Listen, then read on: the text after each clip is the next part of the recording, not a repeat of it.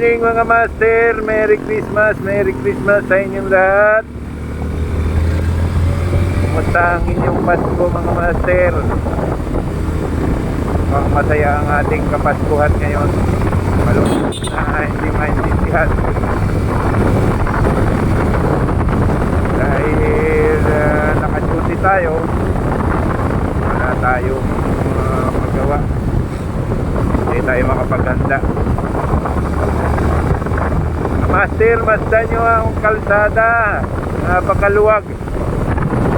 Subscriber, viewers, Merry Christmas sa inyo. Kay Totoy Helfred San, good morning sa'yo. Mabuhay ka. Alam ko lagi ka nanonood. Siguro duty ka rin. At least nakapag Christmas ka sa bahay nyo.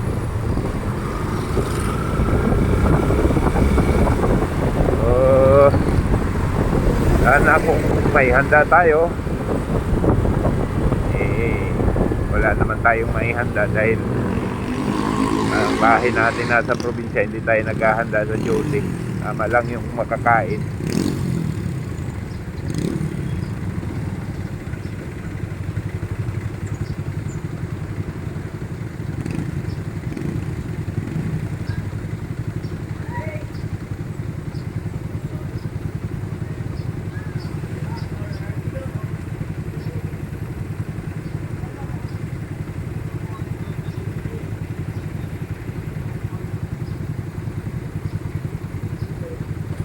Napakaluwag ng kalsada.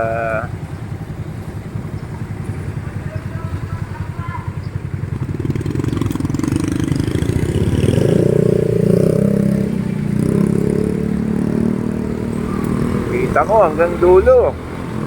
Wala ka makikitang sasakyan halos eh. So, kung ganito lagi ang biyahe natin, ba? Maganda. Pero pagdating sigurado ng address yan, balik sa tunay na daloy ng traffic.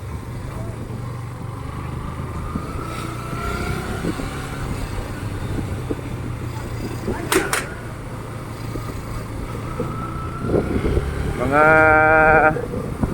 master, kayo ba yung may pasok o nagiinom na lang?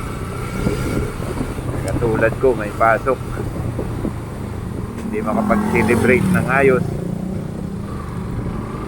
Pero okay lang kung ikaw ay duty at doble naman yung bayad mo, sulit pa rin yung Pasko mo. Sa New Year na lang bumawi. May New Year pa naman ay isa ring pinagsasaya natin. New Year na lang tayo. Sa mga hindi nakapag-celebrate ngayong Pasko ay New Year. Yung iba naman New Year at saka Pasko na i-celebrate nila kasama yung pamilya nila, bay ayos. Sa buhay kasi na security, mahirap. Lahat ng araw, sigurado. Pag may okasyon sa inyo, kaagaw mo na yan sa oras. Kahit pa birthday mo, birthday ng anak mo, birthday ng magulang mo, asawa mo, hindi ka makakapag-celebrate yan pag tawag ng tungkulin. Yan ang buhay ng security. Hindi basta-basta maiwan ang duty. Kaya yung iba na makakapaghanap ng ibang trabaho, mga master, magandang trabaho ang buong security. Pero yung mga may okasyon na kailangan pumunta, may mag-isip-isip ka, talagang hindi ka makakapunta.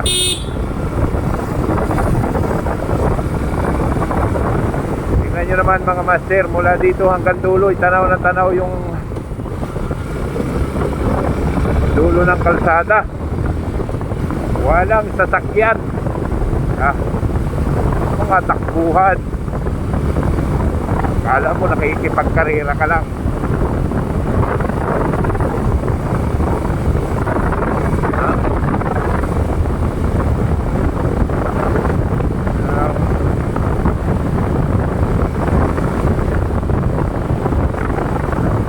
Grabe ang luwag. Pero mag-ingat tayo mga master sa mga ganito traffic light intersection. Ako mag-ingat, huwag magmatulin kasi kalimitan yan dyan at gabiting the red light yung iba.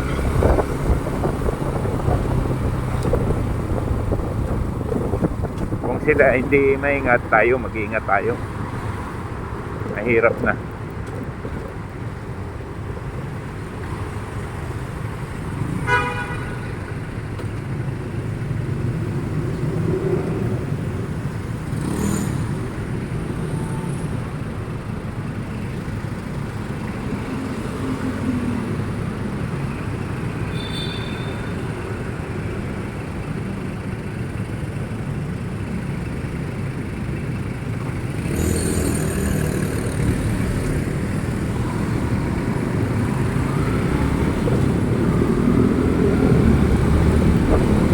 Mga inaanak, kayo ba yung nagpuntahan na sa inyong mga ninong, ninang? Abay, mag-bless kayo sa inyong ninong, ninang, kahit pakurikot yan. Puntahan nyo, i-bless nyo para matuwa naman. Huwag naman tayong pupunta ng bahay ng ninong nyo para lang sa papasko.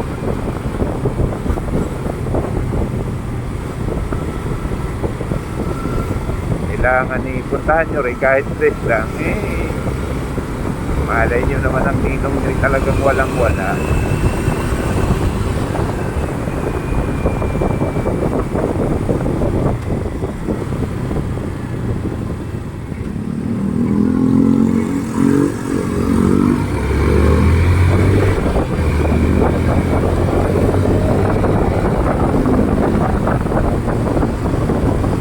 Hindi ulaga si ninong. Di ba yung mga ninong talagang mapera, paano kung ang ninong mo isang kahit isang tuka rin?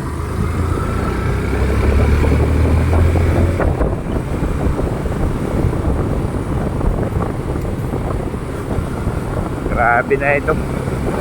Ito yung mga kalsada na talagang napakaluwag.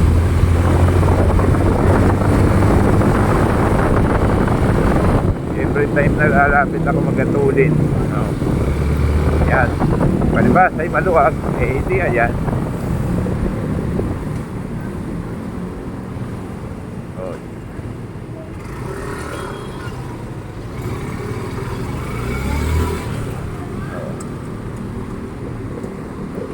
Kita nyo naman kung gaano kaluwag talaga ang lansangan. Nako, pwedeng magkarera, pwede pang magpiko.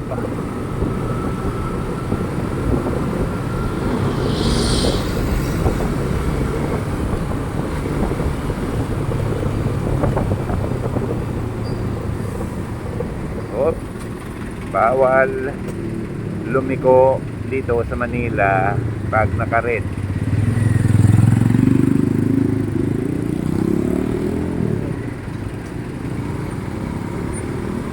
Kailangan maghintay ka rin ng green. Hindi ko alam kung lahat ng street dito sa Maynila ay ganyan. Pag red, hindi ka pwedeng kanan o kaliwa. Kailangan maghintay ka ng green bago ka kumanan, bago kumaliwa. Yan.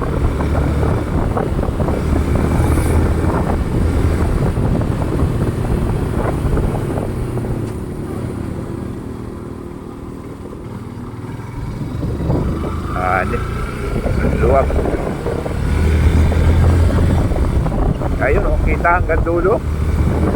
Gaano kalog yung kalsada.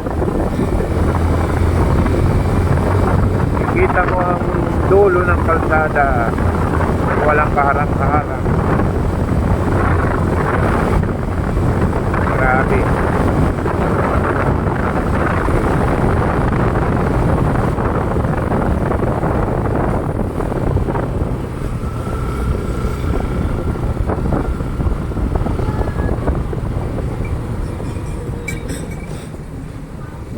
Akalain mo yun. Ang bilis kong nakarating.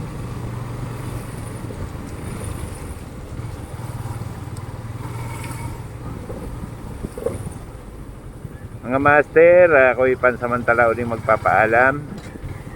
Merry Christmas ulit sa inyo. Mabuhay kayo. Sa aking pamilya, Merry Christmas, Merry Christmas. Sa New Year na lang tayo mag-celebrate at talagang duty ang inyong lingkod. Mabuhay.